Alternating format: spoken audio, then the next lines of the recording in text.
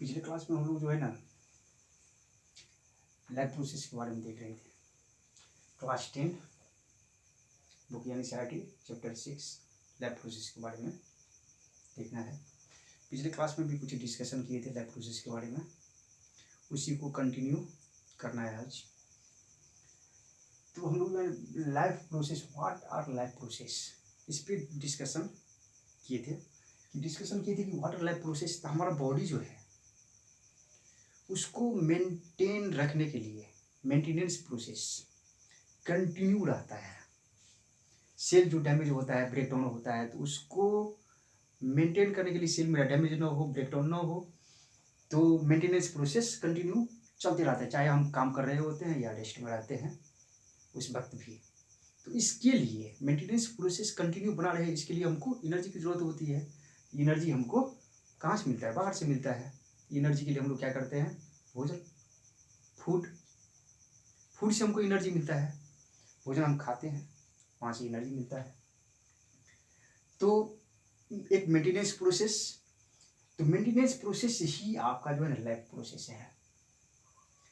दूसरा जो है ना न्यूट्रिशन की हम लोग जो है चर्चा किए थे। न्यूट्रिशन क्या है? जब मेंटेनेंस प्रोसेस को कंटिन्यू रखना है तो हमको भोजन लेना है, भोजन खाना है और उससे हमको एनर्जी मिलेगा। तो ये प्रोसेस जब आप भोजन लेते हो और आपको सारे न्यूट्रिएंट्स आपकी बॉडी को मिलता है, तो ये प्रोसेस आपका न्यूट्रिशन कहलाएगा। हम बोल रहे थे कि इस पॉइंट पे जो हम डिस्कशन करेंगे, केमिकल रिएक्शन क्या है। Chemical reaction, oxidising reducing reaction क्या है। तो जब हम, तो आपको ये पता होना चाहिए कि इस अर्थ पे जो भी जीव है उस सब के सब कार्बन बेस्ड मोलिक्यूल्स पे डिपेंड है। कार्बन बेस्ड मोलिक्यूल्स पे डिपेंड है। तो हम लोग भोजन जो लेते हैं, हम लोग जो भोजन खाते हैं वो भी कार्बन बेस्ड होता है।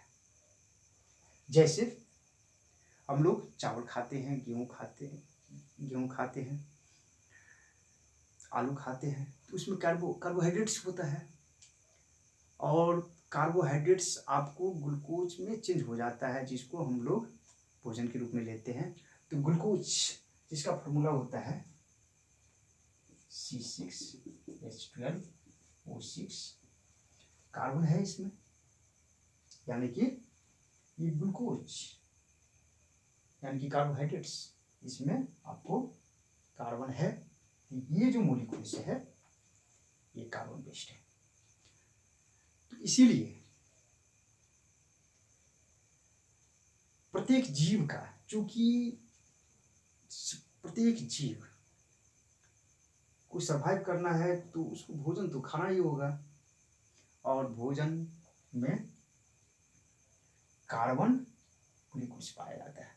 इसीलिए सारे जीव का, प्रत्येक जीव का अलग अलग न्यूट्रिशनल प्रोसेस होता है। सभी जीवों का न्यूट्रिशनल प्रोसेस अलग अलग होता है। चलिए, न्यूट्रिशन की जो है चर्चा समझ गए। न्यूट्रिशन, केमिकल रिएक्शन क्या है कि जब भी हम भोजन खाते हैं तो कार्बोहाइड्रेट्स की बात करते हैं। यदि कार्बोहाइड्रेट्स हमने लिया तो ग्लूकोज के रूप में लिया, कार्बोहाइड्रेट्स चेंज हो जाता है ग्लूकोज में, और ग्लूकोज हम लोग लेते हैं और रिस्पायरेशन के थ्रू, हम लोग श्वसन के थ्रू ऑक्सीजन भी लेते हैं। ये दोनों आपको सेल में चला जाता है। सेल के अंदर में आपको ग्लूकोज भी चला गया और ऑक्सीजन भी चला गया। और सेल के अंदर में क्या होगा आपका? सेल के अंदर में केमिकल रिएक्शन होता है। ग्लूकोज जो कि एक्वस फॉर्म में होता है, ऑक्सीजन जो कि एक्वस फॉर्म में होता है, इस सेल के अंदर में रिएक्शन करके आपको कार्बन डाइऑक्साइड बनाता है, वाटर और एनर्जी क्रिएट होता है। और वह यही एनर्जी जो है हम लोग यूज करते हैं मेंटेनेंस प्रोसेस में। मेंटेनेंस प्रोसेस में हम लोग एनर्जी यूज करते हैं। यहाँ तक कि हम लोग को यदि ग्रो करना होता है, यदि बच्चे लोग ग्रो करते हैं तो उस वक्त यदि हमने दूसरा चीज़ फूड का जो दूसरा आइटम लेते हैं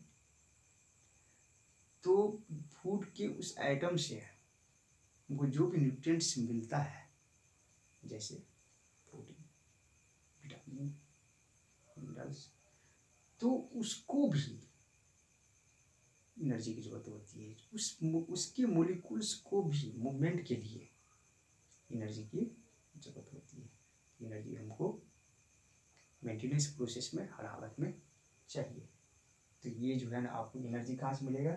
जैसे कार्बोहाइड्रेट्स यानी कि ग्लूकोज हमने लिया, ऑक्सीजन लिया, ये दोनों सेल के अंदर में जाके जो है ना केमिकल रिएक्शन करता है। केमिकल रिएक्शन का ही एक टाइप है ऑक्सीडाइजिंग रिड्यूसिंग रिएक्शन, जो कि हमारे बॉडी के अंदर में होती रहता है। तो हम बोल रहे थे कि इस पर थोड़ा डिस्कशन करना है, ऑक्सीडेशन एंड रिडक्शन, इसी का दूसरा नाम है रेडॉक्स रिएक्शन। तो ये है क्या? ऑक्सीडेशन एंड रिडक्शन रिएक्शन, जो कि हमारे बॉडी के अंदर में ही होता है। तो इसमें होता क्या है कि आपको, जैसे हम कॉपर लिए, कॉपर को रिएक्शन करवाए ऑक्सीजन मोलिक्यूल से, तो आपको बना कॉपर ऑक्साइड। इसी कॉपर ऑक्साइड को यदि हमने हाइड्रोजन मोलिक्यूल से रिएक्शन करवाए तो ये बना कॉपर और वाटर मोलिक्यूल्स। तो इक्वल से पहले इस दोनों को रिएक्टेंट बोलेंगे, और ये दोनों आफ्टर रिएक्शन इसको प्रोडक्ट बोलेंगे। तो ये दोनों मोलिक्यूल्स रिएक्शन करने के बाद आपको ये दो मोलिक्यूल्स बनाता है, इसको रिएक्टेंट कहेंगे और इसको प्रोडक्ट कहेंगे। चलिए इसकी बात करते हैं, कॉपर ऑक्साइड की बात करते हैं। कॉपर ऑक्साइड जब हाइड्रोजन से रिएक्शन किया तो यहाँ से ऑक्सीजन आपको हट गया, और ये ऑक्सीजन हाइड्रोजन के साथ जुट के जल बनाया, वाटर मोलिक्यूल्स बना दिया। और इस कॉपर ऑक्साइड से सिर्फ यहाँ पे कॉपर मिलेगा आपको, और ये ऑक्सीजन हाइड्रोजन से मिलके वाटर मोलिक्यूल्स बनाता है। तो हमको यदि कोई भी सब्सटेंस जैसे कॉपर ऑक्साइड है, इसमें ऑक्सीजन ये लूज कर रहा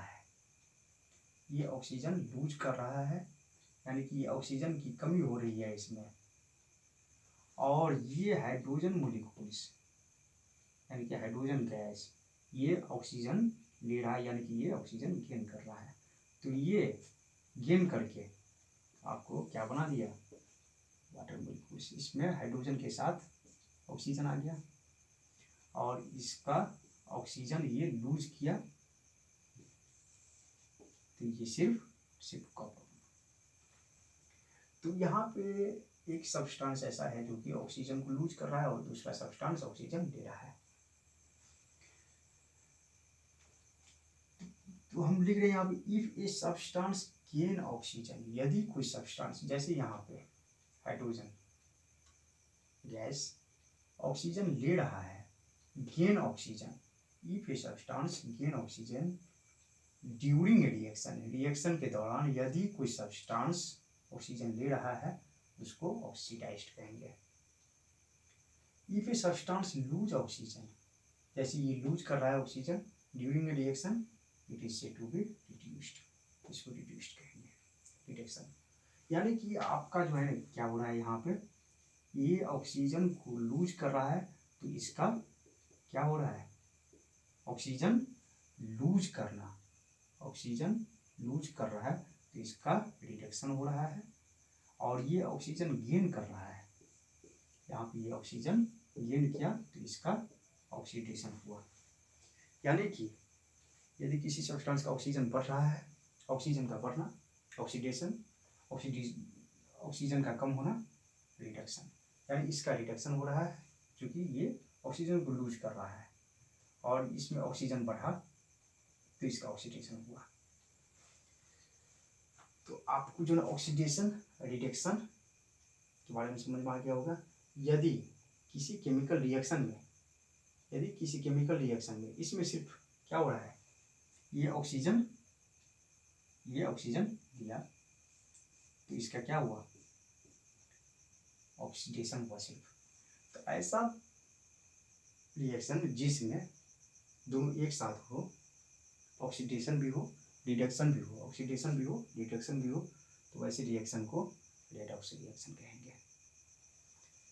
if one reactant gets oxidised while the other gets reduced during a reaction, यदि एक सब्सटेंस जो है एक रिएक्टेंट, जैसे ये रिएक्टेंट है, ये रिएक्टेंट है, ये रिएक्टेंट है, ये रिएक्टेंट है, ये दोनों प्रोडक्ट है, ये प्रोडक्ट है। यदि वन रिएक्टेंट, जैसे वन रिएक्टेंट गेट्स ऑक्सीडाइज्ड, इसमें जो है ये रिएक्टेंट जो है ऑक्सीडाइज्ड हो रहा है, ऑक्सीजन इसमें बढ़ रहा है, while the other gets reduced, और ये लूज कर रहा है during a reaction, such are called oxidation reduction और रिडॉक्सीडेशन। तो इस रिएक्शन को ऑक्सीडेशन रिडक्शन, चूँकि इसमें दोनों हो रहा है, ऑक्सीडेशन भी हो रहा है, इसका रिडक्शन हो रहा है, ऑक्सीजन लूज कर रहा है ये, और इसका ऑक्सीडेशन हो रहा है, इस रिएक्शन में दोनों हो रहा है, इसीलिए इस रिएक्शन को ऑक्सीडेशन रिडक्शन रिएक्शन यानी कि रेडॉक्स रिएक्शन कहेंगे।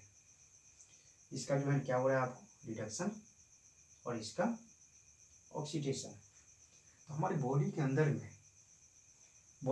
में जो है ये ऑक्सीडेशन रिडक्शन रिएक्शन होती रहता है, मतलब केमिकल रिएक्शन होती रहता है। केमिकल रिएक्शन का ही एक टाइप है ऑक्सीडेशन डाइजिंग रिड्यूसिंग रिएक्शन, और ये प्रक्रिया हमारे बॉडी के अंदर में होती रहता है।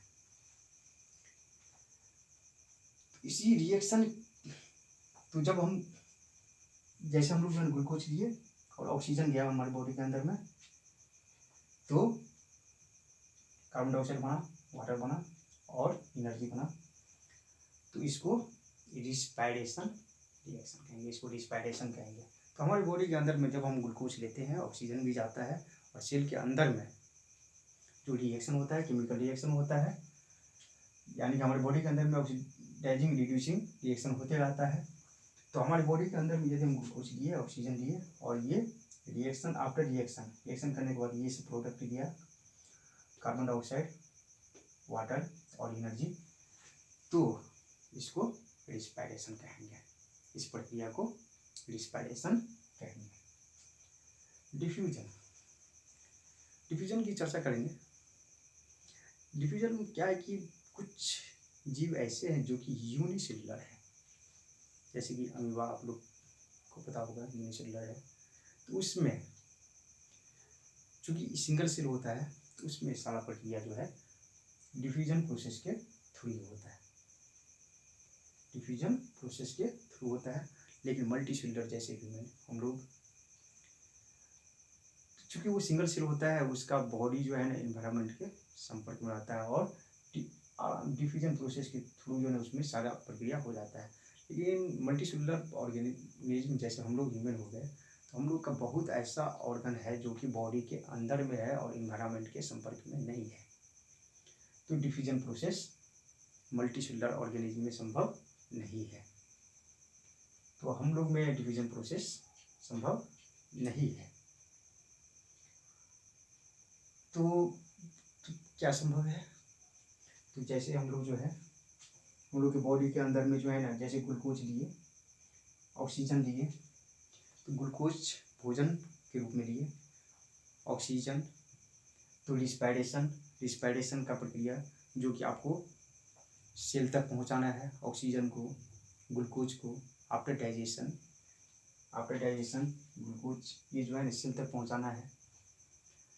तो हमारे बॉडी के अंदर में एक ऐसा सिस्टम बना हुआ है ताकि ग्लूकोज या ऑक्सीजन ये सेल तक पहुंच सके, और सेल तक पहुंचने के लिए एक सिस्टम होना चाहिए, मल्टी सेलुलर ऑर्गेनिज्म में होता है। तो वो हो गया आपका ट्रांसपोर्टेशन सिस्टम, वहन तंत्र।